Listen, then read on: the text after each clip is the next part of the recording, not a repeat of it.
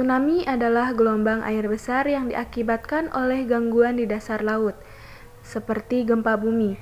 Gangguan ini membentuk gelombang yang menyebar ke segala arah dengan kecepatan gelombang mencapai 600 sampai 900 km per jam. Awalnya gelombang tersebut memiliki amplitudo kecil, sehingga tidak terasa di laut lepas, tetapi amplitudonya membesar saat mendekati pantai. Saat mencapai pantai, tsunami kadang menghantam daratan berupa dinding air raksasa, tetapi bentuk yang lebih umum adalah naiknya permukaan air secara tiba-tiba.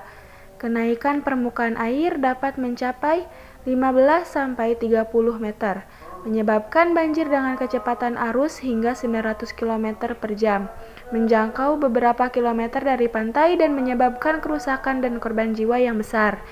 Sebab tsunami yang paling umum adalah gempa bumi bawah laut, terutama yang terjadi di zona penunjaman dengan kekuatan 7,0 skala magnitudo momen atau lebih. Seperti pada peristiwa 18 tahun lalu, yaitu tsunami Aceh.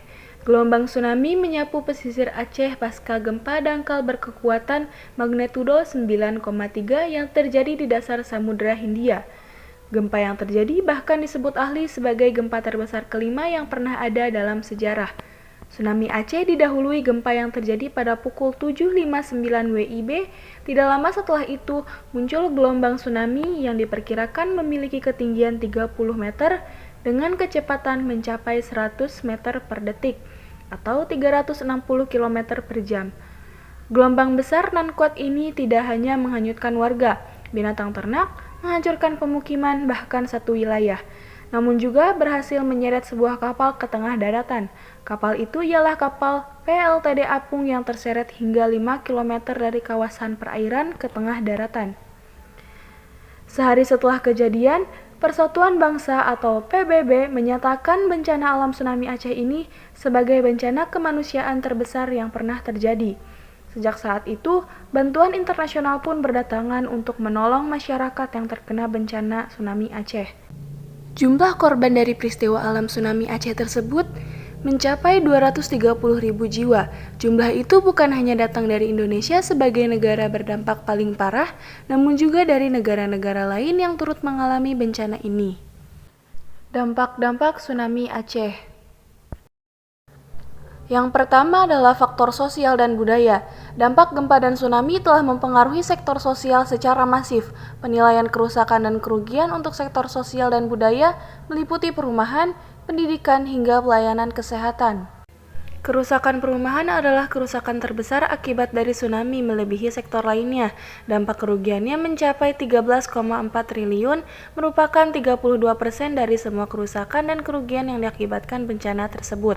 Sektor pendidikan diperkirakan sebanyak 45.000 siswa dan 1.870 guru hilang.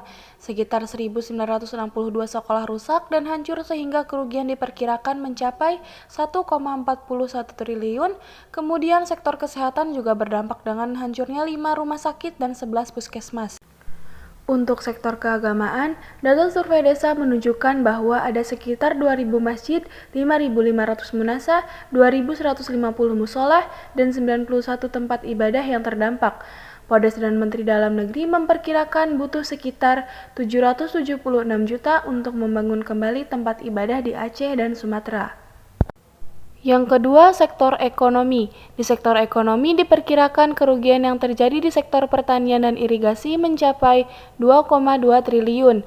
Sebanyak 320.000 orang kehilangan pekerjaan karena rusaknya area tanaman pangan dan sawah. Di sektor peternakan, berdasarkan data BPS untuk populasi ternak dan kerusakan lahan pertanian, diperkirakan 23.300 hewan ruminansia besar, 21.000 ruminansia kecil, dan 2,5 juta unggas hilang. Kerugian diperkirakan mencapai 126 miliar.